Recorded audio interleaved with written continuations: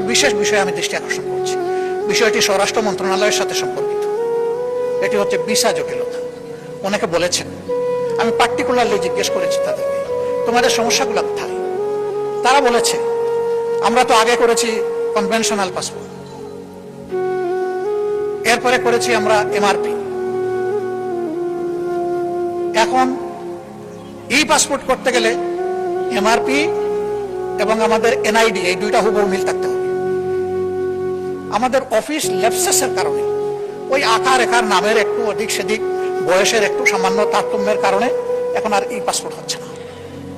ফলে আমরা কিন্তু অনেকে এখানে ইলিগাল হয়ে গেছি ওখানে, আর কেউ কেউ হওয়ার উপক্রম। এই সংখ্যা শত নয়, হাজার হাজার। এই প্রবলেমটা কিভাবে সর্ট আউট করে সলভ করা যায়? দুর্বলতা কিছু আমাদের অফিসিয়াল, কিছু হয়তো তাদের, কিন্তু মানুষগুলো তো আমাদের, এরা তো আমাদের অ্যাসেট। আমাদের এই অ্যাসেট গুলাকে কিভাবে আমরা এই ব্যাপারে হেল্প করতে পারি, এটা তাদের মেইন প্রবলেম। তার লিগ্যাল ইনস্ট্রুমেন্ট যদি তার হাতে না থাকে, তাহলে ওই দেশে থাকবে কিভাবে? তার তো ঠিকানা হবে জেল।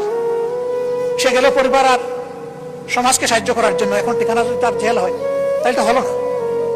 তা আমি মাননীয় স্বরাষ্ট্রমন্ত্রীকে অনুরোধ করব, বিদেশের মাটিতে থেকেই এনআইডি এবং পাসপোর্টের এই জটিলতাটা অতি সহজে কিভাবে নিরসন করা যায়।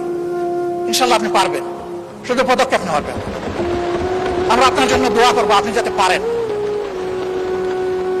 আর লাশগুলা হয়ে যাওয়ার পরে আমি আল্লাহর নামে দুহাই দিয়ে বলবো, একদিনের জন্য যেন সেই লাশ নিয়ে কোনো টানা হেঁচড়া না হয়।